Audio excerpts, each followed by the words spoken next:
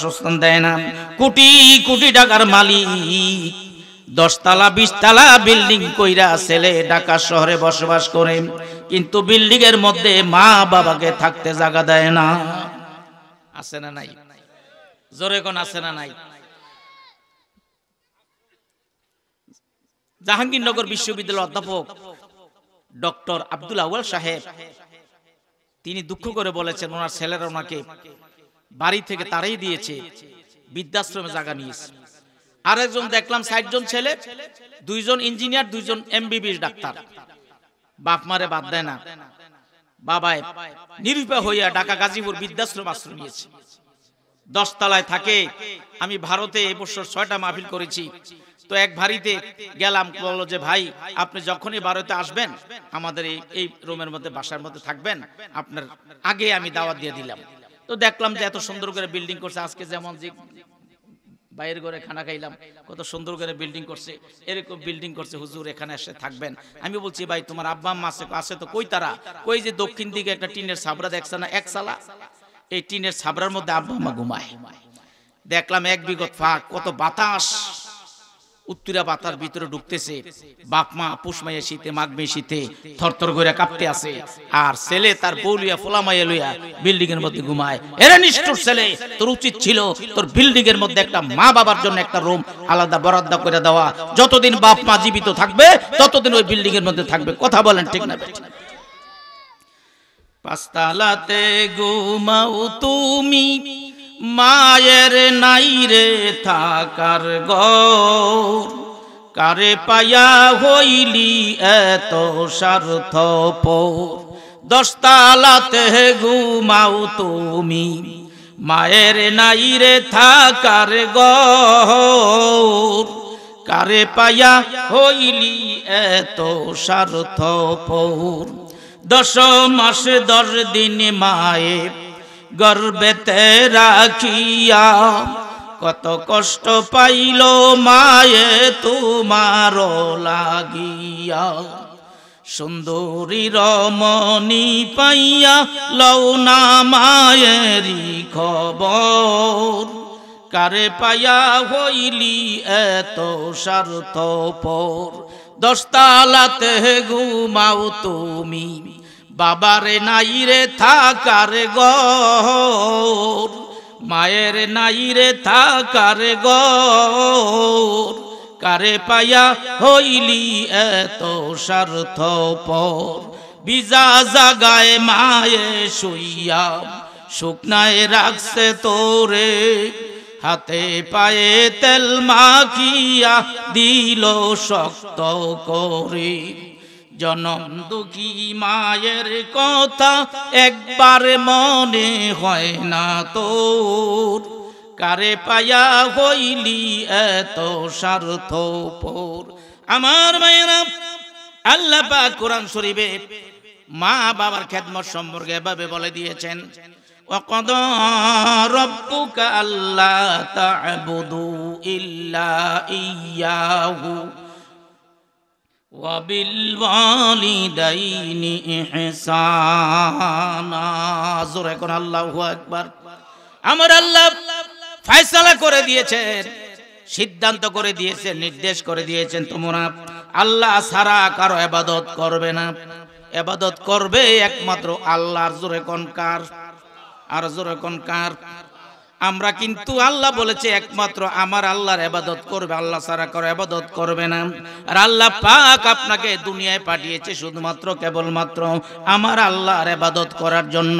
আমার ভাইরা, এই দুনিয়ায় আপনাকে চুরি করার জন্য পাঠান নাই, ডাকাতি করার জন্য পাঠান নাই, সুদ খাওয়ার জন্য পাঠান নাই, ঘুষ খাওয়ার জন্য পাঠান নাই, পরের হক নষ্ট করার জন্য পাঠান নাই, সন্ত্রাসী করার জন্য পাঠান নাই, মারামারি করার জন্য পাঠান নাই, গাঁজা খাওয়ার জন্য পাঠান নাই, মদ খাওয়ার জন্য পাঠান নাই, হেরোইন ইয়াবা সেবন করার জন্য পাঠান নাই, সিনেমা ভিডিও টেলিভিশন দেখার জন্য আপনাকে আমাকে পাঠায় নাই। আপনাকে আমাকে আল্লাহ পাঠিয়েছে শুধুমাত্র কেবলমাত্র আমার আল্লাহর ইবাদত করার জন্য। কথা বলেন ঠিক না বেঠিক? কিসের জন্য পাঠাইছে? আল্লাহর ইবাদত করার জন্য। কোরআনে দলিল আছে না নাই? কথা কয় না, জোরে কোন আছে না নাই? ওয়ামা খালাকতুল জিন্না ওয়াল ইনসা ইল্লা লিয়াবুদুন। আমার আল্লাহ জিন এবং মানুষকে সৃষ্টি করেছেন শুধুমাত্র কেবলমাত্র আমার আল্লাহর ইবাদত করার জন্য। জোরে বলেন সুবহানাল্লাহ। আমরা প্রতিদিন নামাজের মধ্যে বলে থাকি ইয়্যাকা না'বুদু ওয়া ইয়্যাকা নাস্তাঈন। এ আল্লাহ, আমরা একমাত্র তোমার ইবাদত করি, তোমার কাছে সাহায্য চাই। কিন্তু আপনি যখন মসজিদ থেকে বের হইয়া যখন আপনি টেলিভিশন চাইলেন, সিনেমা চাইলেন, সুদ খাইলেন, ঘুষ খাইলেন, ওজনে কম দিলেন, মাফে কম দিলেন, মিথ্যা কথা বললেন, পরের হক নষ্ট করলেন, আপনারা বলেন তো এটা কি আল্লাহর ইবাদত? জোরে কোন আল্লাহর ইবাদত? মসজিদে না কইলেন আল্লাহর কাছে, আল্লাহ গো একমাত্র ইয়্যাকা না'বুদু তোমার ইবাদত করি, কিন্তু মসজিদ থেকে আইসা যখন আপনি সুদের কারবার করেন, ঘুষের কারবার করেন, এটা কি আল্লাহর ইবাদত? জোরে কোন কার ইবাদত? এটা শয়তানের ইবাদত। আল্লাহ বলেছে আল্লাহ তা'বুদু শাইতান, তোমরা আল্লাহর ইবাদত শয়তানের ইবাদত করিও না, তোমরা ইবাদত করবে একমাত্র আল্লাহর। কন্যা সুবহানাল্লাহ। তাহলে মানুষ কিছু আল্লাহর ইবাদত করে, কিছু শয়তানের ইবাদত করে। নামাজ, রোজা, হজ, যাকাত, আল্লাহর আইন বিধান পুরোপুরি মেনে চলা, এইগুলো হচ্ছে আল্লাহর ইবাদত। আর সুদ খাওয়া, ঘুষ খাওয়া, পরের হক নষ্ট করা, এইগুলো হচ্ছে শয়তানের ইবাদত। কার ইবাদত? সুদ খাওয়া কার ইবাদত? কথা কয় না। ঘুষ খাওয়া কার ইবাদত? সুদ ঘুষ হালাল সেটা নতুন করে বলবো কেন? সুদ ঘুষ হালাল তো নয়, ভালো করে তুমিও জানো। সুদ ঘুষ হারাম সেটা নতুন করে বলবো কেন? সুদ ঘুষ হালাল তো নয়, ভালো করে তুমিও জানো। সুদের টাকায় আজকে তুমি করছো বাড়ি, করছো ঘর, কি জবাব দিবে সেদিন যাবে যেদিন কবর ঘর। সুদের টাকায় আজকে তুমি করছো বাড়ি, করছো ঘর, কি জবাব দিবে সেদিন যাবে যেদিন কবর ঘর। সময় থাকতে হও হুঁশিয়ার, সময় থাকতে হও হুঁশিয়ার, রবের হুকুম তুমি মানো। সুদ ঘুষ হালাল তো নয়, ভালো করে তুমিও জানো। সুদ ঘুষ হালাল তো নয়, ভালো করে তুমিও জানো। সুদ ঘুষ হারাম সেটা নতুন করে বলবো কেন? সুদ ঘুষ হারাম সেটা নতুন করে বলবো কেন? সুদ ঘুষ হালাল তো নয়, ভালো করে তুমিও জানো। ঠিক কিনা বেঠি? নামাজ ফরজ সেটা নতুন করে বলবো কেন? নামাজে দিনের খুঁটি, ভালো করে তুমিও জানো। নামাজ ফরজ সেটা নতুন করে বলবো কেন? নামাজে দিনের খুঁটি, ভালো করে তুমিও জানো। আজান হলে কেন তুমি ছায়ের ঘরে থাকো বসে? আজান হলে কেন তুমি ছায়ের ঘরে থাকো বসে? কি জবাব দেবে সেদিন যাবে যেদিন কবর দেশে? কি জবাব দেবে সেদিন যাবে যেদিন কবর দেশে? না পড়িলে নামাজ কালাম, না পড়িলে নামাজ কালাম, শাস্তি কঠিন তাও তো মানো। না পড়িলে নামাজ কালাম, শাস্তি কঠিন তাও তো মানো। সুদ ঘুষ হালাল তো নয়, ভালো করে তুমিও জানো। সুদ ঘুষ হালাল তো নয়, ভালো করে তুমিও জানো। কথা বলেন ঠিক না বেঠি? আমার মায়েরা, ইবাদত করবে একমাত্র আল্লাহর। আল্লাহর ইবাদতের মধ্যে শ্রেষ্ঠ ইবাদত হইল আকিমুদ্দিন, দিনের দিন কায়েম করার চেষ্টা করা। এটা হচ্ছে সকল ফরজের চাইতে সবচেয়ে বড় ফরজ। আমার ভাইয়েরা, নামাজ পড়া ফরজ, নামাজ পড়া উত্তম ইবাদত, রোজা রাখা ফরজ। মুসলমান ভাইয়েরা, ইকামাতে দিনের কাজ করা হচ্ছে ফরজ। আকিমুদ্দিন, দিনের একটা অংশ হচ্ছে নামাজ, একটা অংশ হচ্ছে রোজা, একটা অংশ হজ, একটা অংশ হচ্ছে যাকাত, একটা অংশ হচ্ছে পর্দার আইন বিধান মেনে চলা। সামগ্রিকভাবে দিনের একটা অংশ হচ্ছে নামাজ। নামাজ হচ্ছে উত্তম ইবাদত। আমার ভাইয়েরা, আজকে কয়জন মানুষ নামাজ পড়ে?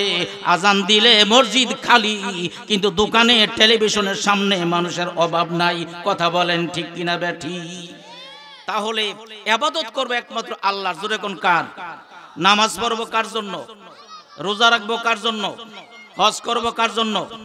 যাকাত দিব কার জন্য? গোশ খাইব কার জন্য? এই মাশাআল্লাহ, মাশাআল্লাহ, এই first class, first Abdur Rahman, মাশাআল্লাহ। দেখছেন নি? গোশ খাইব শয়তানের জন্য, সুদ খাইব শয়তানের জন্য, ইবাদত করব আল্লাহর জন্য। আল্লাহ বলছে কোরআনে, ইন্না সলাতি ওয়া নুসুকি ওয়া মাহইয়ায়া ওয়া মামাতি লিল্লাহি রাব্বিল আলামিন। নিশ্চয় আমার নামাজ, আমার কুরবানি, আমার জীবন, আমার মরণ সব ইবাদত একমাত্র আল্লাহ রাব্বুল আলামিনের জন্য। জোরে বলেন সুবহানাল্লাহ। তাহলে আল্লাহর ইবাদত করার পরে আল্লাহ কোন নবীর কথা বলে নাই, কোন পীর ওলি বুজুর্গের কথা বলে নাই। আল্লাহর ইবাদত করার পরে আল্লাহ বলছে অবিল ওয়ালিদাইনি ইহসানা, তোমরা মা বাবার সাথে সদ্ব্যবহার করো, মা বাবার খেদমত করো। জোরে কোন সুবহানাল্লাহ। আমার ভাইয়েরা, নামাজ পড়া যেমন ফরজ, রমজান মাসে রোজা রাখা যেমন ফরজ, ধনীদের জন্য হজ করা যেমন ফরজ, ধনীদের জন্য যাকাত দেওয়া যেমন ফরজ, আল্লাহর জমিনে দিন কায়েমের চেষ্টা করা যেমন ফরজ, পর্দার আইন বিধান মেনে চলা ফরজ, মা বাবার খেদমত করা সন্তানের জন্য তেমনি একটা ফরজ। সুবহানাল্লাহ।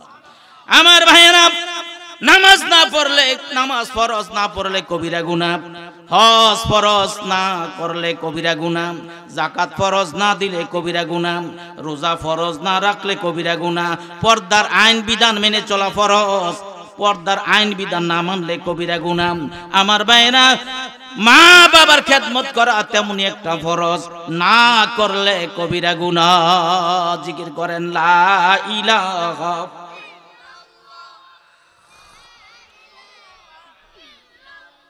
মাশাআল্লাহ, লা ইলাহা মুহাব্বত, লা ইলাহা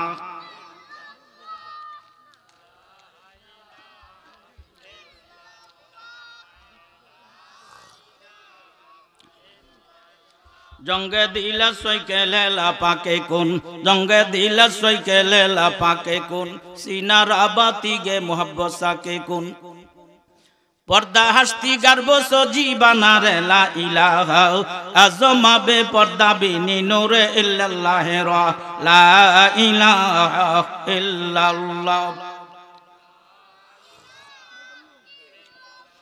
মাশাআল্লাহ, লা ইলাহা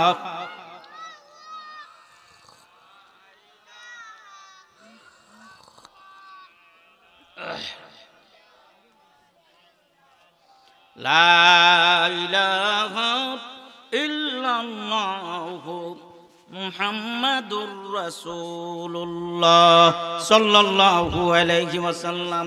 জোরে বলুন আলহামদুলিল্লাহ, নারায়ে তাকবীর। আমার ভাইরা, আল্লাহ বলছে অবিল ওয়ালিদাইনি ইহসানা, মা বাবার সাথে সদ্ব্যবহার করবে, মা বাবার খেদমত করবে, এহসান করবে মা বাবার প্রতি। এরপর আল্লাহ বলছেন, আল্লাহ নিজে নিজে আয়াতের ব্যাখ্যা দিচ্ছেন, ইম্মা ইয়াবলুগান্না ইনদাকাল কিবারা আহাদুহুমা আও কিলাহুমা ফালা তাকুল লাহুমা উফফিন ওয়ালা তানহারহুমা ওয়া কুল লাহুমা কাওলান কারীমা। জোরে কোন আল্লাহু আকবার। আল্লাহু আকবার আওয়াজে মনে আজকে আপনারা সারাদিন ভাত খাইছেন না, রোজা রাখছিলেন, কি হাত তোলেন? আল্লাহু আকবার কার প্রশংসা? সুবহানাল্লাহ কার প্রশংসা? তা আল্লাহ তো সবচেয়ে বড়, আল্লাহ যেমন সবচেয়ে বড়, আল্লাহর প্রশংসার আওয়াজটা হতে হবে তেমনি বড়। জোরে বলেন আল্লাহু আকবার।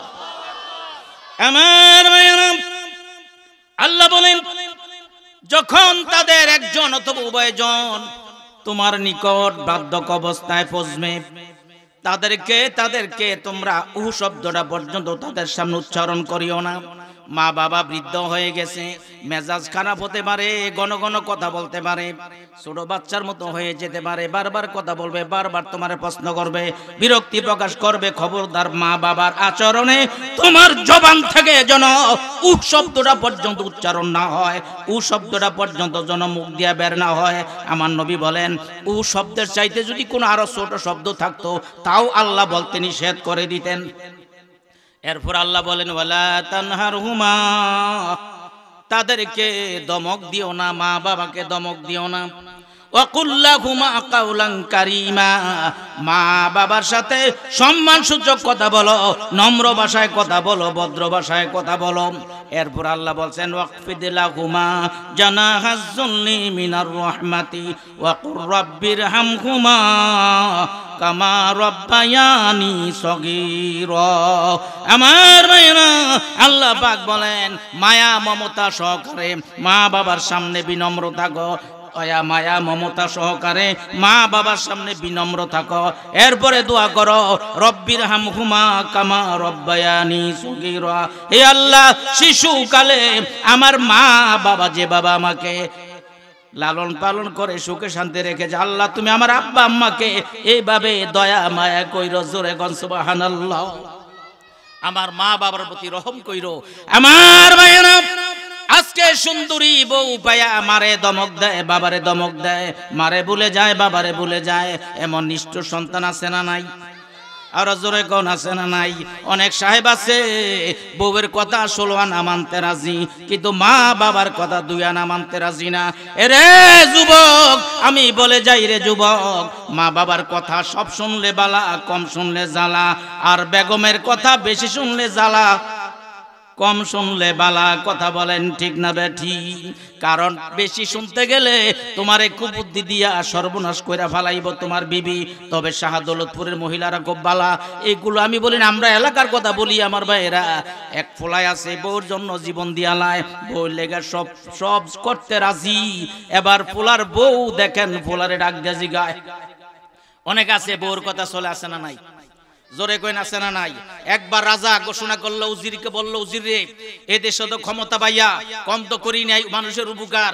রাস্তাঘাট, ফুল কালবার, ব্রিজ, বিদ্যুৎ, এরপরে ঘরে ঘরে বিদ্যুৎ, এরপরে রাস্তাঘাট, এরপরে মসজিদ মাদ্রাসা মন্দির, কত উন্নয়ন কাজ করছি, রাস্তাঘাট ফাঁকা কইরা দিছি। এদেশে মানুষ কি আমার কথা চলে না? তোমার কথা কচুডও চলে না। এদেশে মানুষ সব তাদের বউয়ের কথা চলে। জোরে কর নাউজুবিল্লাহ। কার কথা চলে? তাহলে রাজা বিশ্বাস না, তাহলে একটা জনসভা ডাক দিয়া প্রমাণ করতে হবে। তাইলে করেন। কুমিল্লা মনে করেন টাউন হলে বিরাট এক জনসভা ডাক দিছে, হাজার হাজার মানুষ ময়দানে হাজির হয়েছে। এবার রাজা ডাক দিয়া বলতেছে, এই দেশবাসী, যারা রাজার কথায় চলো তারা ডান দিকে যাও, আর যারা বউর কথা চলো তারা বাম দিকে যাও। সব বাম দিকে গেছে, ডান দিকে একজনও যায় না। সামনে একটা লোক নাক বরাবর দাঁড়িয়ে রইছে, হে ডান দিকেও যায় না, বাম দিকেও যায় না। রাজা কয়, কিরে তুই কোন দিকে যাবি? একটা সাইড তো নেওয়া লাগবে। রাজার কথা শুনলে ডান দিকে যা, আর বউর কথা শুনলে বাম দিকে যা। কয়, না রাজা মহারাজ, আমি কোনো দিকে যাব না। কারণ যখন বাসার থেকে রওনা দিয়েছি তখন আমার বউ আমার বলছে, রাজার কথা যদি কোনো দিকে যাও ঠ্যাং দিয়ে ভেঙে যাবে। এই জন্য আমি সোজা নাক বরাবর দাঁড়িয়ে রয়েছি। দেখছেন কারবারটা? আমার ভাইয়েরা, এমন কিছু মানুষ আছে বউর কথা 16 আনা মানতে রাজি, মানলে কি সর্বনাশ হয় শুনেন একটু কথা। বিবি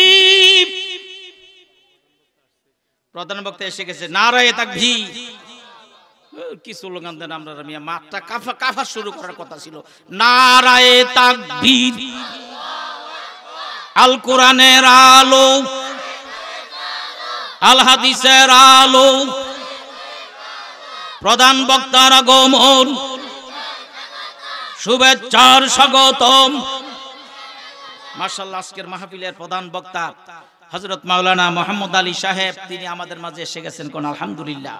একটু পরে তিনি চলে আসবেন। গভীর মনোযোগ দিয়ে আশেপাশে দোকান পাড়ে রাস্তাঘাটে যারা ঘোরাফেরা করছেন আপনারা চলে আসুন। আমার ভাইয়েরা, বিবির পাগল বউর পাগল এরকম কিছু লোক আছে না নাই? এবার বিবি নীরবে ডাক দিয়ে বলতেছে, ও আমার প্রাণের স্বামী, কলিজার টুকরা নয়নের মণি গো স্বামী, ও স্বামী, তোমার বুড়া মা বাবার সাথে মেজাজের মিল হয় না, তাদেরকে সেপারেট করে দাও, পৃথক করে দাও, ভিন্ন করে দাও। আমরা আলাদা স্বামী স্ত্রী খাবো, আলাদা থাকবো। যদি আমার কথা না শোনো গো স্বামী, তাহলে আমি বেগম কিন্তু বেগম দরুম, আমি বেগম বাপের বাড়িতে চলে যাব। স্বামী তো বিবির পাগল, স্বামী ডেকে বলে, বিবি বিবি গো, বেগম টেগম ধরিস না, বাপের বাড়িতে যাওয়া লাগবে না। আজ থেকেই আমি মা বাবাকে সেপারেট করে দেব, আলাদা করে দেব, পৃথক করে দিব। আমার ভাইয়েরা, আপনারা বলেন তো, বেগমের কথায় মা বাবাকে কোনোদিন সেপারেট করা যায়? জোরে কোন যায়? কিন্তু বেগমের কথায় মা বাবাকে সেপারেট করা যায় না, কিন্তু মা বাবার কথায় বেগমকে তালাক দেওয়া যায়। জোরে কোন ঠিক কিনা বেঠি? আমরা তো ঠিক মতো সুদ দিতে পারি নাই। এক ছেলে বিয়ে করছে, ফুলা জামাই বউ বিয়ে করার পরে যখন বাসর রাত্রে গেছে, জামাইও শিক্ষিত, বউ শিক্ষিত, বাসর রাত্রে গেছে, বিবি কয়, স্বামী আমার কয় কি, এখন থেকে আমরা ইসলামী শরীয়ত মতো জীবন যাপন করব। স্বামী খুশি হয়েছে, মাশাআল্লাহ। আমার বউটা খুব ভালো পাইছি, ইসলামী শরীয়ত মতো জীবন যাপন করব, এর অর্থ হচ্ছে বেপরদা চলতো না, আল্লাহর আইন বিধান পুরোপুরি মেনে চলবো। মাশাআল্লাহ, নামাজও ছাড়তো না, বেপরদাও চলতো না, রোজা নষ্ট করতো না। মাশাআল্লাহ, বউটা খুব ভালো পাইছি। 1 বছর না যাইতে বিবি গো, স্বামী আমার তুমি ঢাকা শহরে চাকরি করো, এত কষ্ট করে আসা যাওয়া করো কি লিগা? এ স্বামী, ঢাকা শহরে বাসা ভাড়া ঠিক করো। স্বামী তো মা বাবার ভক্ত। স্বামী কই, বিবি তোমাকে নিয়ে যদি আমি ঢাকা শহরে বাসা বাড়ি করে থাকি, তাহলে আমার বৃদ্ধ মা বাবাকে দেখবো কে? কই, কে দেখবো এটা আমার জানার বিষয় না, তুমি তাড়াতাড়ি ঢাকা শহরে বাসা বাড়ি ঠিক করো। এরকম ফার্ম ফুটি দেউন না বিবি আছে না নাই? জোরে কোন আছে না নাই? তবে আমনগ এলাকার মহিলারা বালা, আমনগ এলাকায় থাকতো না। আমার মায়েরা, স্বামী কয়, বিবি কি কইলি কথাটা, এখন কি করব? স্বামী চিন্তা পড়ে গেছে একটা মুফতি সাহেব হুজুরের কাছে এ বুদ্ধি জানার জন্য। আজকে তো মুফতি মোহাম্মদ আলী আসছে, সুন্দর সুন্দর ওয়াজ করবো, আপনাদেরকে চমৎকার বুদ্ধি পরামর্শ দিব।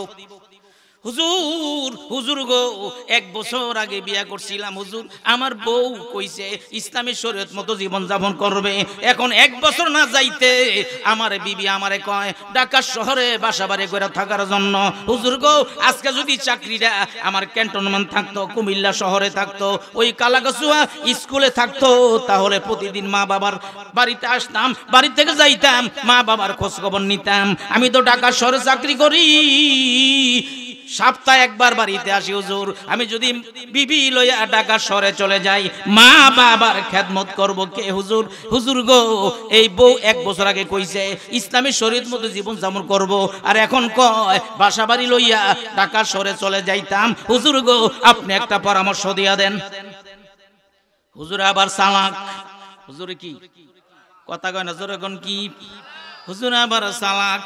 হুজুরে কয়, তোর বউ কইছি 1 বছর আগে ইসলামী শরীয়ত মতো জীবন যাপন করব। কয় হুজুর কইছে, তাহলে একটা কাজ কর, ইসলামী শরীয়তে একজন 60 জন বিয়া করতে পারে। কয়জন? জোরগণ কয়জন? আপনারা কয়টা করছেন বিয়া? একটা যারা বিয়া করে থাকেন, আরো 3টা আপনাকে হাতে আছে, ইচ্ছা করলে আরো 3টা বিয়া করতে পারবেন।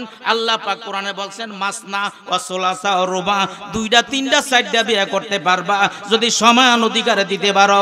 আর যদি সমান অধিকার দিতে না পারো, তাহলে একটা বিয়ে যথেষ্ট। তুই একটা বিয়ে না করছ, তোর বিবিরে গিয়া কইস, বিবি ঠিক আছে, তোমার কথায় রাখবো, তোমারে ঢাকাতে বাসা বাড়ি করে নিয়ে থাকবো। আর ইসলামী শরীয়তে বলছে একজনে 4টা বিয়া করতে পারে, আমি তো একটা বিয়া করছি, আরো তো 3টা আমার হাতে আছে, 3টা বিয়ার দরকার নাই, আমি আরেকটা বিয়ে করব। এই বউটা শাহদৌলতপুর থাকবে, শাহদৌলতপুর থাকবে আমার আব্বা আমার সেবা করার জন্য। যা এই কথা গিয়া বলিস, তারপরে দেখবি তোর বউ সোজা হইয়া যাইব। ওই যুবক ছেলে দেউরাইয়া বাড়িতে আসছে, হুজুরের থেকে পরামর্শ আনছে। বাড়িতে আইসা বিবিরে ডেকে বলে, বিবিরে, ও বিবি, চিন্তা করিও না বিবি, তোমাকে নিয়ে ঢাকা শহরে বাসা বাড়ি করে থাকবো। বিবি গো, 1 বছর আগে তুমি যখন আমাদের বাড়িতে আসছিলাম, বাসর রাত্রে বলছিলেন গো বিবি ইসলামী শরীয়ত মতো জীবন যাপন করবা। হ কইছিলাম তো। বিবি, ইসলামী শরীয়তে একজন 60 জন বিয়া করতে পারে, আল্লাহর কোরআনে বলছে।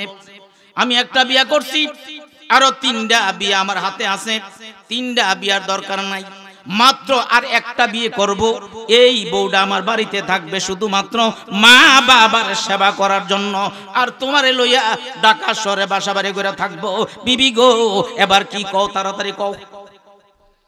বিবি দ্বিতীয় বিয়ার কথা শুনার হুঁশ নাই। বিবির চাক্কা ঘুরে গেছে, চাক্কা বদলে গেছে। বিবি আবার কি কয় জানেননি? স্বামী গো, তুমি আমার কেমন স্বামী হইলা? ও আমি কি তোমারে, তুমি তো স্বামী গো ডঙ্কর অত বোঝো না, ঠিসারা মস্কারে অত বোঝো না। আমি কি বলছিলাম নি তোমার মা বাবা সেবা করতে পারবো না? এ স্বামী গো, দ্বিতীয় বিয়ার নামটার মুখে দিয়ে আইনো না, নামটা লইও না। ঢাকা শহরে বাসা বাড়ি করার দরকার নাই, দ্বিতীয় বিয়ারও কোনো দরকার নাই। আমি তোমার মা বাবার সেবা করব, খেদমত করব। জোরে বলেন সুবহানাল্লাহ। আমার ভাইরা, বউ কয় স্বামীরে পরামর্শ দিছে, বাপ মারে সেপারেট করে দিবেন, পৃথক করে দিবেন না, আমি তোমার ঘর সংসার করব না, আমি বাপের বাড়িতে চলে যাব। এবার স্বামী কয়, বিবি গো, বাপের বাড়িতে যাওয়া লাগবো না, বেগম ধরনও লাগবে না, এখনই আমি বুড়া মা বাবাকে সেপারেট করে দিব। দক্ষিণ করে মা দুঃখিনী ফুলায় সেখানে দেউরে গিয়ে ডাক দিছে, বুড়া বুড়ি গো ঘর আসুনি। মারে কয় বুড়ি, বাবারে কয় বুড়া। যে ফুলাই কইব মারে বুড়ি বাবারে বুড়া, এই ফুলার কপাল ফুরা। ঠিক না বে ঠিক? আমি আমার জীবনে নিজের কানে শুনেছি, নিজের ছেলে বাবারে কয় বুড়া, মারে কয় বুড়ি, নিজের কানে আমি শুনেছি, কিন্তু জীবনে কোনোদিন শুনি নাই শ্বশুর যদি 100 বছর বয়স হয় কোনোদিন তো জামাই শ্বশুরে বুড়া কয় না, শাশুড়ি আম্মা যদি 80 বছর বয়স হয় কোনোদিন তো জামাই শাশুড়িরে বুড়ি কয় না। কিন্তু গর্ভধারিণী মা আমারে কয় বুড়ি, জন্মদাতা বাপ বাবারে কয় বুড়া, এই ছেলের কপাল পোড়া। ঠিক কিনা বেঠি? এসব কথা বলা যাবে না, মা বাবাকে বুড়া বুড়ি বলা যাবে না। আল্লাহ কোরআনে বলছে ওয়াকুল্লাহুমা কাউলান কারীমা, মা বাবার সাথে নম্র ভাষায় কথা বলো, ভদ্র ভাষায় কথা বলো, সম্মান সূচক কথা বলো। জোরে কোন সুবহানাল্লাহ। এ বুড়া বুড়ি গড়া শুনি মাইক কিরিফুত কি জন্য ডাক দিয়েছো? গাছ থেকে সেপারেট খান, পৃথক খান, ভিন্নে খান, আলাদা খান, আমরা আলাদা খাবো। মা ডেকে বলে বাবারে, তোর আব্বা জায়গা জমিনটি বিক্রি করে তোরে বিদেশ পাঠাইছিল, লক্ষ লক্ষ টাকার মালিক হইছ। এ বাবা, আজকে কেন রে আমাদেরকে আলাদা কইরা দেশ, পৃথক কইরা দেশ, ভিন্ন কইরা দেশ, কারণটা কি? পুলা জবাব দেয়, ও বুড়া বুড়ি গো, তোমাদের খেটকেটটা মেজাজ, কররা মেজাজ আমার বেগমের পছন্দ হয় না। আজ থেকে সেপারেট খাও, পৃথক খাও, ভিন্নে খাও। বউকে খুশি করার জন্য আলাদা ভিন্ন হয়ে গেছে, মা বাবাকে সেপারেট করে দিছে। এরকম নিষ্ঠুর ছেলে বাংলার জমিনে আছে না নাই? জোরে কোন আছে না নাই? আপনারা আমার প্রশ্নে জবাব দিবেন। বেগমের কথায় মা বাবাকে সেপারেট করা যায়? কথা কোন যায়? জোরে কোন যায়? কিন্তু মা বাবার কথায় বেগমকে তালাক দেওয়া যায়? জোরে কোন ঠিক না বে ঠিক? ছোট্ট একটা ওয়াজ আপনাদেরকে শোনাই, কষ্ট হয়। ইব্রাহিম নবী থাকতেন ফিলিস্তিন, ইসমাইল থাকতেন মক্কা শরীফ। ছোট্ট কালে হযরত হাজেরাকে ইসমাইলকে নির্বাসনে দিয়ে গিয়েছিল জমজমের কিনারে ইব্রাহিম নবী। আর ইব্রাহিম নবী থাকতেন ফিলিস্তিন, মক্কা শরীফ থেকে 1230 কিলোমিটার, 750 মাইল দূরে। ইসমাইল বড় হয়েছে, বিয়ে করেছে, বাবার কাছে চিঠি লিখছে, বাবা গো ইব্রাহিম খলিলুল্লাহ, এ বাবা তোমার আদরের ইসমাইল বিয়ে করেছে, বাবা আসো দেখা যাও পুত্রবধূ ভালো না মন্দ। আল্লাহর খলিল চিঠি পাইয়া 1230 কিলোমিটার রাস্তা অতিক্রম করে ফিলিস্তিন থেকে মক্কা শরীফে আসলেন। ইসমাইলের ঘরের দরজায় দাঁড়াইয়া আল্লাহর খলিল ইব্রাহিম নবী ডাক দেয়, ইসমাইল, ও ইসমাইল বাড়িতে আছো? ইসমাইলে বেগম ডাক দিয়া কয়, কে গো কে? কয় ইসমাইল কই জানি না, কবে আসবে জানি না। তোমরা কেমন আছো গো মা? কয় বেশি সুবিধার না। নবীর বউ কয় বেশি সুবিধার না। আল্লাহর খলিল মনে মনে কয় ফুলার বউ, ইরার দি কররা মেজাজ, মনে হয় মিলিটারি মেজাজ, এই কররা মেজাজ দিয়া আমার পোলার সংসার টিকবে না। ডাক দিয়া কয়, শোনো গো মা, আমি বহু দূর থেকে একটা বৃদ্ধ মানুষ আসছিলাম, আমি আবার আসবো। ইসমাইল বাড়িতে আসলে কইও ঘরের চৌকাট ভালো না, তোমারে কইছে তাড়াতাড়ি চৌকাটটা বদলাইতে। জোরে কোন সুবহানাল্লাহ। ঘরের চৌকাট বুঝেন না আপনারা? কোনটা কোনটা? ইসমাইলের বউকে বুঝাইছে, ঘরের চৌকাট বিবি তো বোঝে নাই। এই কথা বলে ইব্রাহিম নবী চলে গেলেন। কিছুদিন পরে ইসমাইল নবী বাড়িতে আসলেন। ইসমাইলের বেগম ডেকে বলে, স্বামী গো, বহু দূর থেকে একটা বৃদ্ধ মানুষ আসছিল, তোমারে কইছে কইতাম ঘরের চৌকাট বেশি ভালো না, তোমারে কইছে তাড়াতাড়ি চৌকাটটা বদলাইতে। ইসমাইল ডাক দিয়া কয়, বিবি গো, ওই বুড়া মানুষটারে বসতে দেশ নাই কয় না, আদর করস নাই গো, যত্ন করস নাই কয় না, কোন সময় আইছে দুপুর বেলা একটু খাবারও খাওয়াইলি না কয় না। এ বিবি কি করলি গো?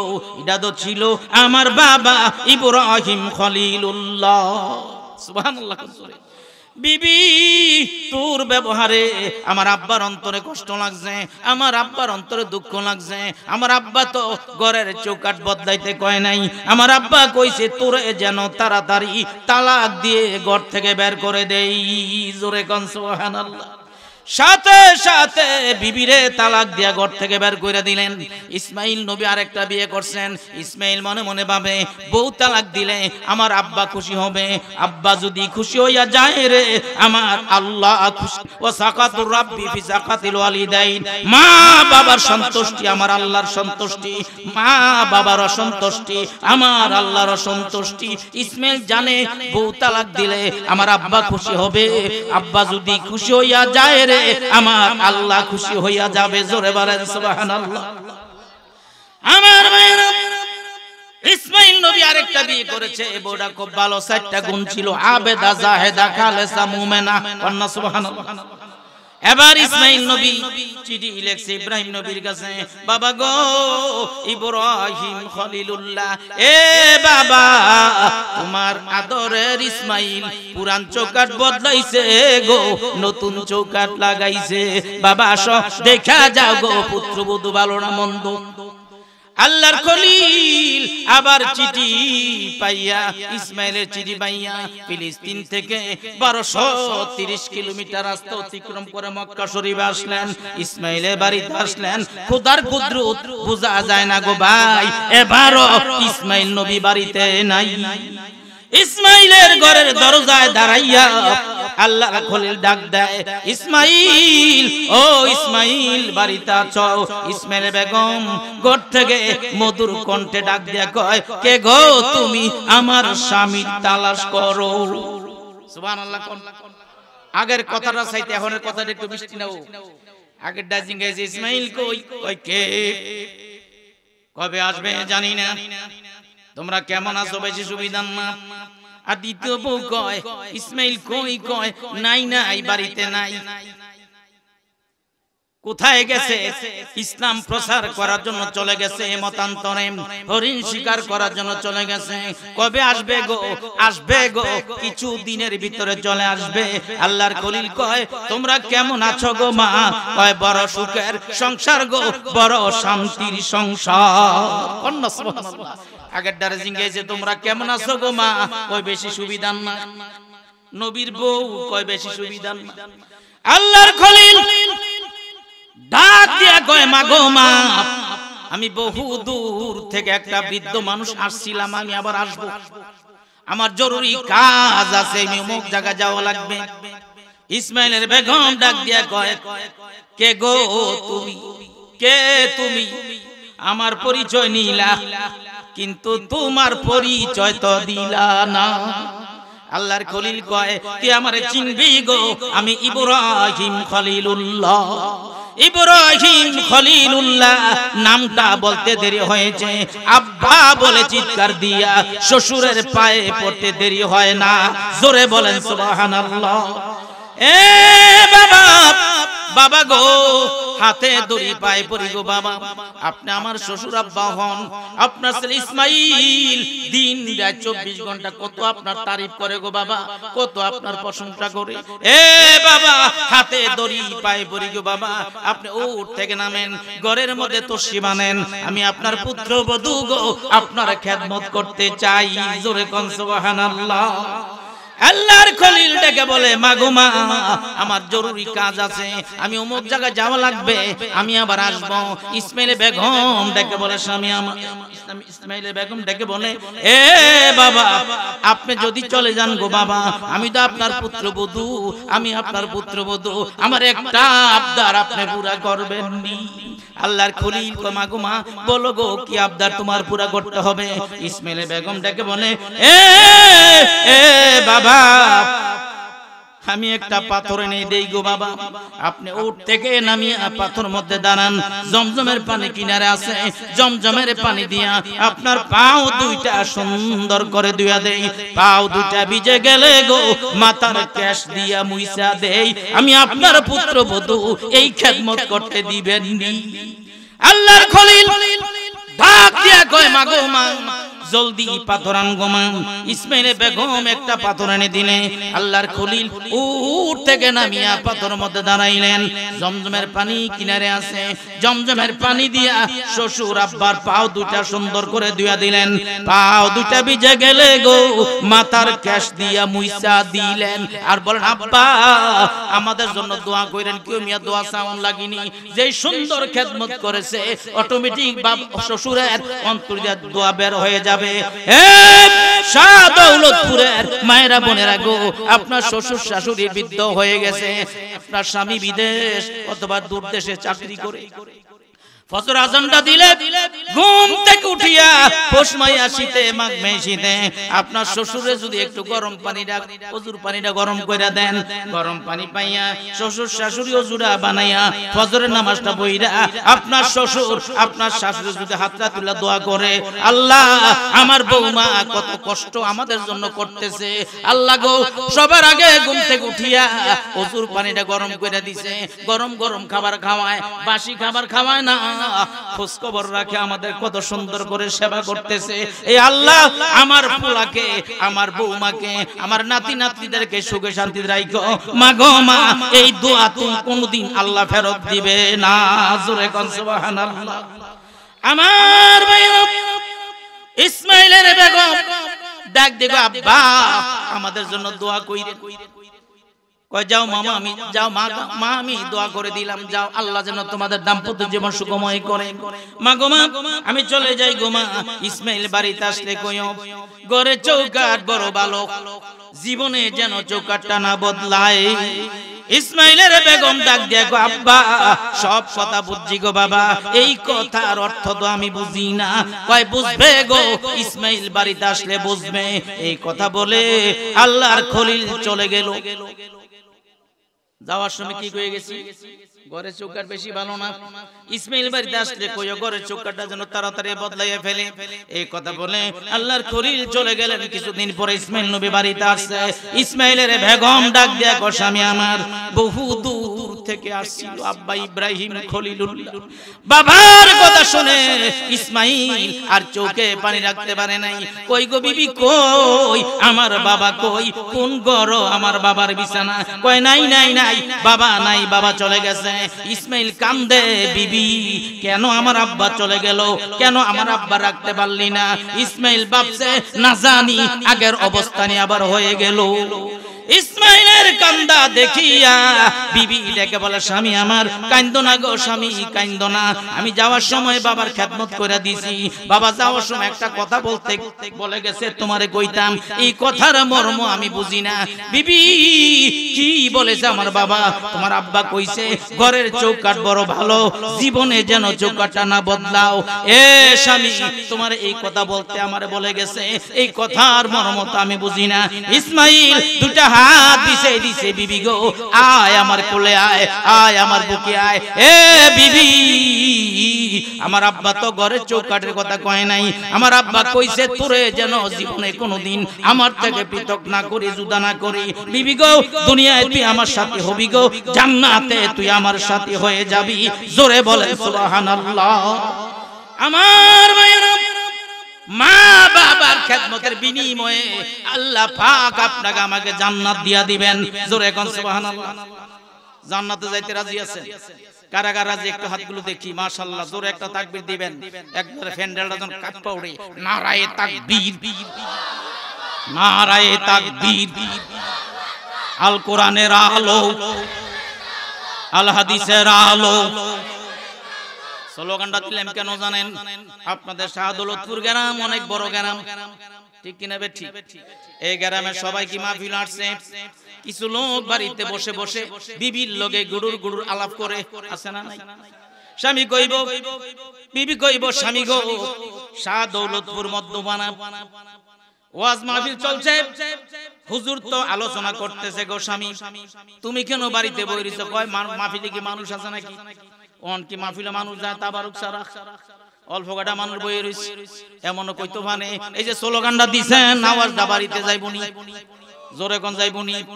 বিবি যদি চালাক হয়, চতুর হয়, বুদ্ধিমতী হয়, স্বামীকে বলবে, স্বামী গো আমার মাহফিল না বলে মানুষ নাই, আমি যে বহু মানুষের গলার আওয়াজ শুনলাম, তুমি তাড়াতাড়ি মাহফিলে চলে যাও।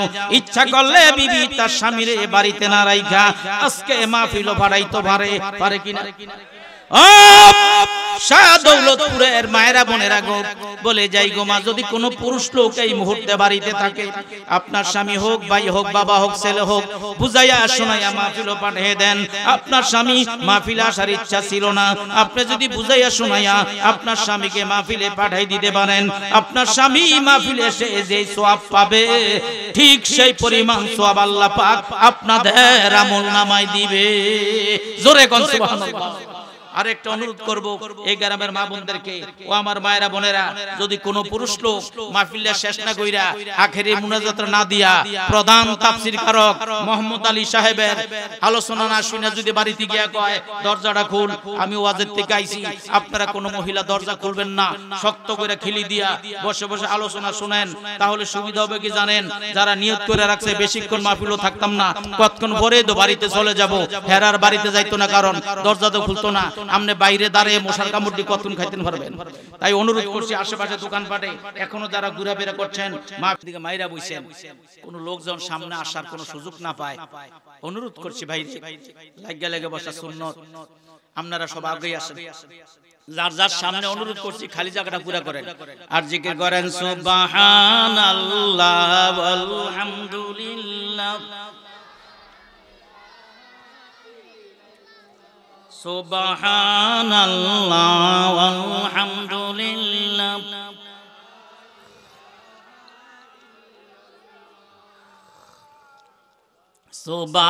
সুবহানাল্লাহ আলহামদুলিল্লাহ। আসো আসো ছাত্র ভাইরা, আসো আগে আসো, দেখছি নি মাদ্রাসা ছাত্র ভাইরা খুব ভালো, যেমনি কই এমনি শোনা, আসো আসো সবাই আসো।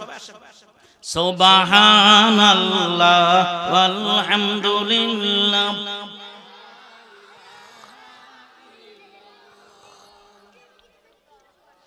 লা ইলাহা ইল্লাল্লাহু মুহাম্মাদুর রাসূলুল্লাহ সাল্লাল্লাহু আলাইহি ওয়াসাল্লাম। জোরে বলেন আলহামদুলিল্লাহ।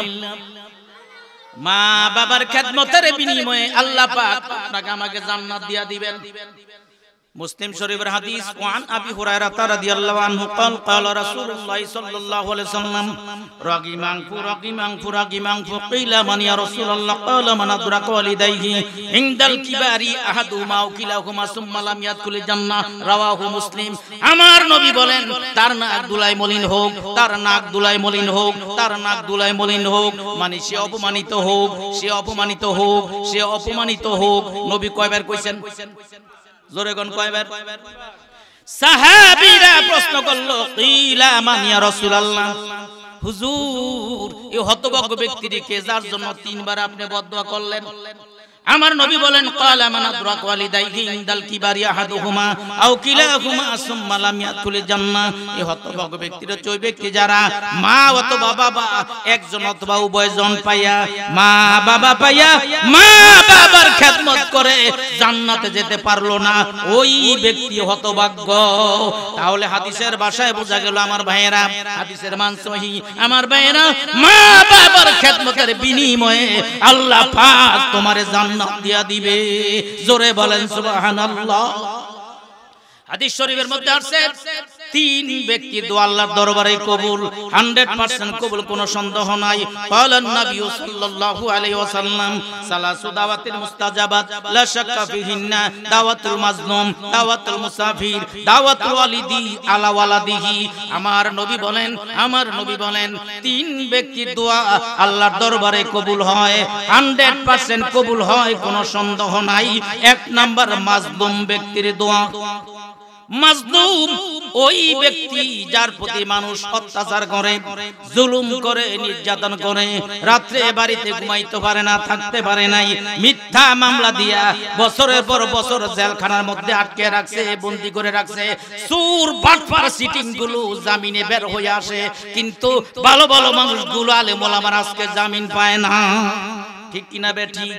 যেই বিচারপতি মিথ্যা মামলা দিয়া মিথ্যা সাক্ষীর উপর নির্ভর করে ভালো ভালো মানুষটিকে জেলখানার মধ্যে আটকে রাখছে, এই বিচারকের বিচার একদিন আছে না নাই?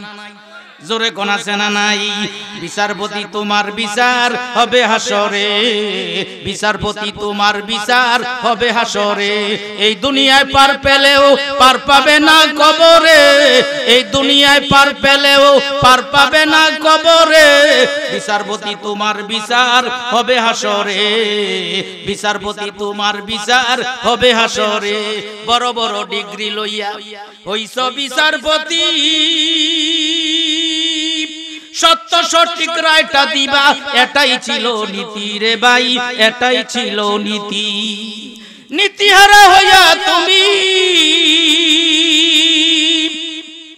নীতিহারা হইয়া তুমি রায়টা দিলা কেমনে? খারাপ মানুষ সারা পেলে ভালো মানুষ থাকে জেলে, খারাপ মানুষ সারা পেলে ভালো মানুষ থাকে জেলে। ঠিক কিনা বেঠি? মজলুম ব্যক্তি, অত্যাচারিত ব্যক্তি দোয়া করলে দোয়া কবুল। 2 নম্বর দাওয়াতুল মুসাফির, মুসাফিরের দোয়া আল্লাহর দরবারে কবুল। 3 নম্বর দাওয়াতুল ওয়ালিদি আলা ওয়ালাদিহি, মা বাবা যদি সন্তানের জন্য দোয়া করে এই দোয়াটা আল্লাহর দরবারে সাথে সাথে কবুল হয়ে যায়। জোরে বলেন সুবহানাল্লাহ। প্রমাণ পাইছেন না জীবনে কোনোদিন? আমি 30 বছর মা বাবার খেদমত করি, আমি আল্লাহর রহমতে মা বাবার দোয়া পাইছি। দাউদকান্দি মাহফিলের ওয়ানা দিয়েছে, আমার বাড়িটা চান্দিনা থানা, একবার লাস্ট বুর্গা জলার তীরে, পাশে একটা জলার পরে কচুয়া থানা। আমার ভাইরা দাউদকান্দি মাহফিল করে রাত্রে আসতেছি 1টা বাজে, গুরগা জলার মাঝখান দিয়ে আসতেছি রাত্রে 1টা বাজে। যাওয়ার সময় আব্বার কাছ থেকে দোয়া নিয়ে মাহফিল হয়ে গেছি, মায়ের কাছ থেকে দোয়া নিয়ে মাহফিল হয়ে গেছে, মা বাবা দোয়া কইরা দিছে। রাত্রে 1টা বাজে রাস্তা আমারে ডাকাইতে ধরে ফেলেছে, এমন একটা ডেগার আমার বুক সোজা ধরছে, লাইট টিপ দিয়া চোখ বরাবর ধরে রাখছে, কয় কি আছে বার কর। আমি বার কইরাম কোন সময়, হেরা আতাইয়া সব বার কইরা লাইছে। আমার টাকা বার করছে, আমার মোবাইল বার করছে, টাকা তো নিল, মোবাইল নিল। এরপরে জিজ্ঞা, হুজুর আপনি কি করেন? আমি বলছি আমি ওয়াজ মাহফিল করি, আমার নাম গোলাম মাওলা ফারুকি।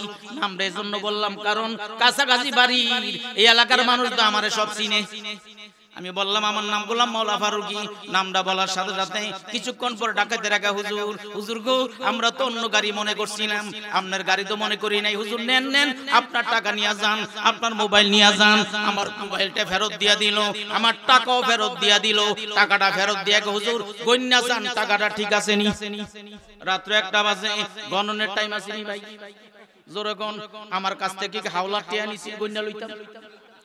নিরাপদে বাড়িতে চলে আসলাম। এরপরের দিন অনেক ওলামায়ে কেরাম যখন জানাজানি হয়ে গেল, আমার মোবাইল করে মাওলানা সাহেব এমন ঘটনা জীবনে কোনোদিন শুনি নাই। সোনাগান্দার হিসাবে ডাহাইতে ধরছে, টিয়া লয়ে গেছে, ফেরত দেয় নাই। ফিরজাদা শফিকুল ইসলাম সাহেবের ডাহাইতে ধরছে, ফেরত দেয় নাই। ওই আর অনেক ওলামায়ে কেরামদেরকে রাত্রে ডাকাইতে ধরছে, টাকা তো ফেরত দেয় না। আমনি দিয়ে লাইছে, কারণ কি? আমি বলছি কোনো কারণ নাই, একমাত্র কারণ হচ্ছে মা বাবার দোয়া। জোরে কোন সুবহানাল্লাহ। মায়ের দোয়া লও হে মুমিন, মায়ের দোয়া লও, মায়ের দোয়া লও হে মুমিন, মায়ের দোয়া লও। বাবার দোয়া লও হে মুমিন, বাবার দোয়া লও। বিপদে পড়বে না তুমি যখন যেথায় যাও, বিপদে পড়বে না তুমি যখন যেথায় যাও। মায়ের দোয়া লও হে মুমিন, মায়ের দোয়া লও। বাবার দোয়া লও হে মুমিন, বাবার দোয়া লও। আমার নবী করেন ঘোষণা, মা বাবার দোয়া বৃথা যায় না। আমার নবী করেন ঘোষণা, মা বাবার দোয়া বৃথা যায় না। নরম হয়ে মায়ের কাছে গিয়ে দোয়া চাও, নরম হয়ে বাবার কাছে গিয়ে দোয়া চাও। বিপদে পড়বে না তুমি যখন যেথায় যাও। মা বাবা যখন দোয়া করে চলে যায় ওই আরশ পরে, সাথে সাথে কবুল হয়ে ফল দেখিতে পাও, সাথে সাথে কবুল হয়ে ফল দেখিতে পাও। বিপদে পড়বে না তুমি যখন যেথায় যাও। আমার ভাইয়েরা, কিতাবের মধ্যে আছে মা বাবার প্রতি সন্তানের 14টা হক আছে। জোরে কোন কয়টা হক? আরো জোরে কোন কয়টা হক? জীবিত থাকলে 7টা, মৃত্যুবরণ করলে তারপরে আরো 7টা, মোট 14টা হক। এখানে যাদের আব্বা আম্মা নাই, অনেকের আছে আব্বা আম্মা নাই, আমি এই মানুষগুলোকে দেখবো কার মা নাই কার বাবা নাই, হাতগুলো দেখান। মা নাই বাবা নাই দেখেন, নজর করে সংখ্যায় বেশি না কম? হাত নামান। আপনারা মনে করতে পারেন যে বাপ মা তো কবে মরে গেছে, আমাদের কোনো হক নাই। না, কিতাবের মধ্যে আছে বাপ মা মৃত্যুবরণ করলে মা বাবার হক সন্তানেরা 7টা হক আদায় করতে হবে। এবার আসেন যাদের আব্বা আম্মা জীবিত আছে, হাতগুলো দেখি। মা বাবা জীবিত আছে, এই সংখ্যাটা একটু বেশি মনে হইতেছে, হাত নামান। যাদের আব্বা আম্মা জীবিত আছে, আপনারা মা বাবার 7টা হক আদায় করতে হবে। আমার কিন্তু 14টা হক আদায় করতে হবে। আমার আব্বা আজ থেকে 3 বছর আগে দুনিয়া থেকে বিদায় নিয়েছে, 92 বছর বয়সে। আল্লাহ পাক আমার আব্বাকে জান্নাতবাসী করুক কোন আমিন। আমি আমার আব্বার 7টা হক আদায় করতে হবে, আর আম্মা জীবিত আছেন, আমার আম্মারও 7টা হক আদায় করতে হবে। আমি 14টা হক মা বাবার আদায় করতে হবে। এবার আসেন যাদের আব্বা আম্মা জীবিত আছে, আপনারা কোন 7টা হক মা বাবার আদায় করতে হবে? হক আদায় না করলে আল্লাহর দরবারে আটকে যাইবেন, আল্লাহর দরবারে ঠেকবেন। 1 নম্বরে আজমত, মা বাবাকে সব সময় শ্রদ্ধা সম্মান করতে হবে। এমন কাজ করব না যেই কাজ করলে মা বাবার অসম্মানী হয়।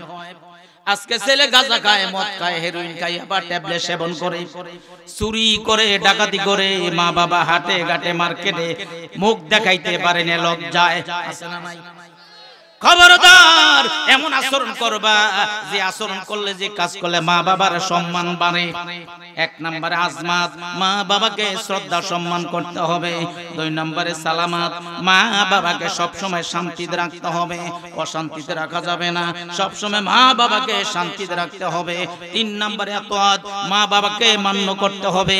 যদি শরীয়ত সম্মত হয়, মা বাবা যদি কোন আদেশ আপনারে করে, এই আদেশটার সাথে সাথে আপনাকে মানতে হবে, অমান্য করা যাবে না। কোনটি অমান্য করা যাবে? মা বাবার কথা এমন কিছু অমান্য করা যাবে। মা যদি খারাপ কাজের আদেশ দেয়, চুরি করার জন্য আদেশ দেয়, ডাকাতি করার জন্য আদেশ দেয়, পরের হক নষ্ট করার জন্য আদেশ দেয়, এই আদেশ মানা যাবে না। ঠিক না বে? ঠিক। আমার ভাইয়েরা, মা বাবা যাদের জীবিত আছে 7টা হক আদায় করতে হবে। একমাত্র আজমাত, মা বাবাকে শ্রদ্ধা সম্মান করতে হবে। 2 নম্বরে সালামাত, মা বাবাকে শান্তিতে রাখতে হবে। 3 নম্বরে আতাত, মা বাবাকে সব সময় মান্য করতে হবে। 4 নম্বরে খিদমত, মা বাবার সেবা করতে হবে। 5 নম্বরে মহব্বত, মা বাবাকে অন্তর দিয়া মহব্বত করতে হবে, ভালোবাসতে হবে। 6 নম্বরে কাজে হাজাত, মা বাবার জরুরত পূরণ করে দেওয়া লাগবে যে সময় যেটা প্রয়োজন। মা বাবা অসুস্থ হয়ে গেছে, দেরি করা যাবে না, ডাক্তারের কাছে নিয়ে যাওয়া লাগবে, অথবা ডাক্তারকে বাড়িতে নিয়ে আসতে হবে। জরুরত যে সময় যেটা প্রয়োজন, মা বাবার প্রয়োজন পূরণ করে দেওয়া লাগবে। এটা হচ্ছে কাজে হাজাত, মা বাবার জরুরত প্রয়োজন পূরণ করে দিতে হবে। যে সময় যেটা দরকার, শীতের সময় কম্বলের দরকার, কম্বল কিনে দেওয়া লাগবে। ল্যাপের দরকার, ল্যাপ বানিয়ে দেওয়া লাগবে। শীতের বস্ত্র লাগবে, আপনি শীতের কাপড় মা বাবারে কিনে দিলেন। যে সময় যেটা দরকার, এটারে কাজে হাজাত, মা বাবার জরুরত পূরণ করা লাগবে। কয় নাম্বার? কয় নম্বর গেছে? কথা মনে রাখেন। অনেক সাহেব আছে ওয়াজ শুনা বাড়ি থেকে বিভিন্ন গপ মারে, মাশাআল্লাহ যে সুন্দর ওয়াজ করছে মাওলানা মোহাম্মদ আলী সাহেব, কলজাটা ঠান্ডা হইছে ওয়াজ দিয়ে শুনা, মাশাআল্লাহ চমৎকার আলোচনা করছেন। তো বিবি কই আমি তো মাইকের আওয়াজটা ভালো করে বুঝি নাই, আমার পাশে একটু বসেন, বলেন আজকে হুজুর মাহফিলে কি কইছে? কই এই বকবক করিস না, হইয়া থাক, এত কথা মনে আছে। এই মাশাআল্লাহ কোন দাম আসেনি ভাই, ওয়াজ বাড়িতে নিবেন। আমি বলছি 5টা বলছি। 1 নম্বর আজমত, না 6টা বলছি। 1 নম্বরে আজমত, মা বাবাকে শ্রদ্ধা সম্মান করতে হবে। 2 নম্বরে এতআত, মা বাবাকে সালামাত, মা বাবাকে শান্তিতে রাখতে হবে। 3 নম্বরে এতআত, মা বাবাকে মান্য করতে হবে। 4 নম্বরে খেদমত, মা বাবার সেবা করতে হবে। 5 নম্বরে মহব্বত, মা বাবাকে অন্তর দিয়ে ভালোবাসতে হবে। 6 নম্বরে কাজে হাজাত, মা বাবার জরুরত পূরণ করে দিতে হবে। 7 নম্বরে মুলাকাত, মাঝে মাঝে মা বাবার সাথে দেখা সাক্ষাৎ করতে হবে। জোরে কোন সুবহানাল্লাহ। লাভটা হবে কি? আপনারা হজ করতে যান, 7 লাখ টাকা লাগে হজ করতে গেলে। আচ্ছা বলেন তো, 7 লক্ষ টাকা খরচ করে হজ কইরা হাজী সাহেব বাড়িতে এসে গিয়ে বলতে পারবে হাজী সাহেবের হজটা কবুল হইছে? কেউ কোন যাবনি। কিন্তু আমার নবী বলেন, وقال النبي صلى الله عليه وسلم ما من ولد بر ينظر الى والديه نظر رحمه الا كتب الله له بكل نظره حجه مبرورة قالوا ولو نظر كل يوم 100 مرة قال نعم الله اكبر। আমার ভাইরা, আমার নবী বলেন, যদি কোনো ব্যক্তি মহব্বতের নজরে, মায়ার নজরে একবার মা বাবার চেহারার দিকে তাকাইবে, একটা কবুল হজ্জের সওয়াব তার আমলনামা লেখা হবে। এই সুবহানাল্লাহ কয় না রে? আরো জোরে কোন সুবহানাল্লাহ। একবার চাইছেন মহব্বতের নজরে, মায়ের নজরে, একটা হজের সওয়াব আপনার আমলনামায় লেখা হয়ে গেছে। সাহাবীরা প্রশ্ন করলো, সাহাবীরা প্রশ্ন করলো, ইয়া রাসূলুল্লাহ, যদি কোনো ব্যক্তি দৈনিক 100 বার মা বাবার চেহারার দিকে তাকাইবে, তাহলে কি তার আমলনামায় 100 কবুল হজের সওয়াব তার আমলনামায় লেখা হবে? আমার নবী বলেন, ক্বালা নাআম, হ্যাঁ। যদি কোনো ব্যক্তি দৈনিক 100 বার মা বাবার চেহারার দিকে তাকায় মহব্বতের নজরে, মায়ের নজরে, তাহলে 100টা কবুল হজের সওয়াব তার আমলনামা লেখা হবে। আর জোরে কোন সুবহানাল্লাহ। দুঃখ না গাজা নাই, যে বাবার চেহারার দিকে তাকাইলে হজের সওয়াব হয়, যে মায়ের চেহারার দিকে তাকাইলে হজের সওয়াব হয়। নিষ্ঠ সন্তানেরা কয়, এই বুইরা বুড়ির মুখটার দিকে চাইতাম, মনে চায় না। আছে না নাই? নাউজুবিল্লাহ কোন জোরে, আর জোরে কোন নাউজুবিল্লাহ। আমার ভাইরা, ও মুসলমান ভাইরা, মাঝে মাঝে মা বাবার সাথে দেখা সাক্ষাৎ করবেন। আপনি চিটাগাং আছেন, আপনি ঢাকা চাকরি করেন, 6 মাস 1 বছর 2 বছর হয়ে গেছে আপনি বাড়িতে আসেন না, মা বাবাকে দেখতে আসেন না। আপনার তো বউ পাইয়া, ছেলে মেয়ে পাইয়া আমারে ভুলে গেছেন, বাবারে ভুলে গেছেন। মা বাবারে দেখতে আপনার আমার মন চায় না, কিন্তু মা বাবা আপনাকে দেখতে মন চায়নি। জোরে কোন চাইনি। মাঝে মাঝে আইসা মা বাবার সাথে দেখা সাক্ষাৎ করবেন, হজের সওয়াব লইয়া আপনি বাসায় ফিরবেন। জোরে কোন সুবহানাল্লাহ। এই 7টা হক যাদের আব্বা আম্মা জীবিত আছে আদায় করতে হবে, আর যাদের আব্বা আম্মা দুনিয়ায় নাই, আপনারাও মা বাবার 7টা হক, ও বুড়া বাজানেরা, মুরব্বি বাজানেরা, আপনারাও আপনাদের আব্বা আম্মার 7টা হক আদায় করতে হবে। আমি এগুলো কিতাব থেকে বলছি, কিতাব থেকে সংগ্রহ করে আপনাদের কাছে বলছি। আমার ভাইয়েরা, যাদের আব্বা আম্মা কবর আছে, আপনারা 7টা হক আদায় করতে হবে। 1 নাম্বার হক হচ্ছে দোয়ায়ে মাগফিরাত। সব সময় মা বাবার জন্য দোয়া করতে হবে। যেই মুনাজাতের মধ্যে মা বাবার নাম নাই, মা বাবার দোয়া নাই, নবীর দুরূদ শরীফ নাই, এই দোয়া আল্লাহর দরবারে কবুল হবে না। তাহলে 1 নম্বরে দোয়ায়ে মাগফিরাত আল্লাহ শিখিয়ে দিয়েছে, আপনি কেমনে দোয়া করবেন। রব্বির হামহুমা, বলেন রব্বির হামহুমা কামা রাব্বায়ানি সগীরা।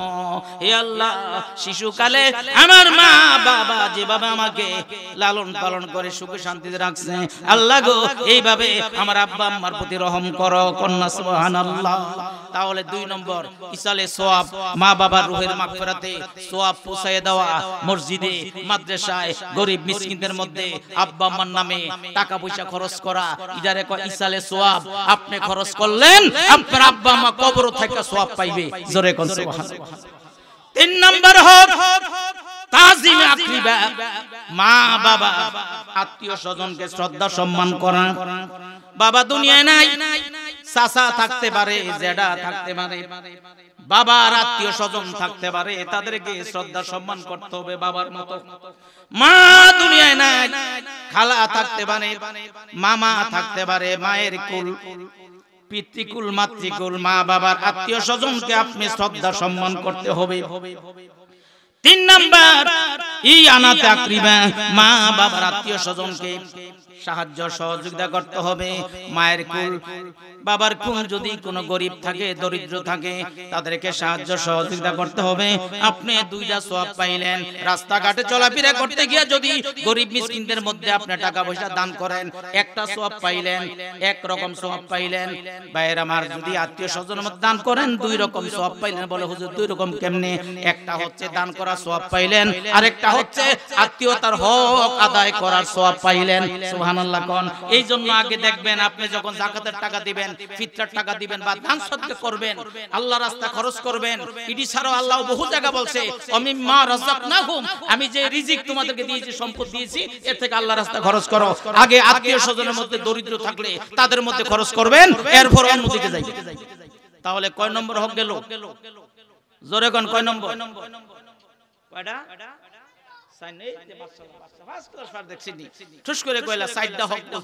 এক নম্বরে দোয়া মাগফিরাত, দুই নম্বরে ইসালে সওয়াব, তিন নম্বরে তাজিম আকরিবা, চার নম্বরে ইয়ানাত আকরিবা, পাঁচ নম্বর আদায় কর্জ আমানত। মা বাবা যদি ঋণগ্রস্ত হইয়া মারা যায় সন্তানেরা ঋণ পরিশোধ করে দিতে হবে। মা বাবার কাছে যদি কোনো ব্যক্তি আমানতের টাকা রেখে মারা যায় আমানতের টাকা ফেরত দেওয়া লাগবে। এটা হচ্ছে পাঁচ নম্বর হক। ছয় নম্বর হক হচ্ছে ইফায়ে ওসিয়ত। মা বাবা যদি কোনো ওসিয়ত করে যায় সন্তানের কাছে, আপনারা সমর্থ থাকলে সেই ওসিয়ত আপনি পূরণ করে দেওয়া লাগবে। আমি ঢাকা আশুলিয়া 7 বছর এক মসজিদের জুমার খুতবা দিয়েছি। আমার পাশে এক লোক, মসজিদের এক পাশে এক লোক মারা গিয়েছে, নাম ছিল আব্দুল লতিফ। 4 জন সন্তানকে ডাক দিয়ে বলছে, ও আমার সন্তানেরা, আমার একটা আশা ছিল এই জায়গাটার মধ্যে একটা মসজিদ নির্মাণ করব, কিন্তু হায়াতে বের পাইলাম না।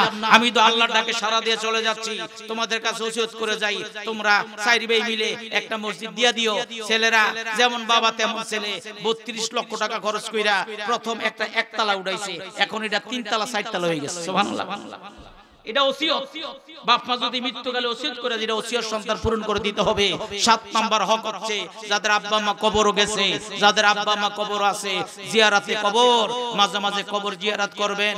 সপ্তাহে পারলে একদিন, না হয় সপ্তাহে একদিন, না হয় বছরে মাসে একদিন, না হয় বছরে একদিন। আজকে দেখা গেছে বছরের পর চলে গেছে, কিন্তু নিষ্ঠুর সন্তান কোনোদিন মা বাবার কবরে পাশে দাঁড়াইয়া দোয়া করে না।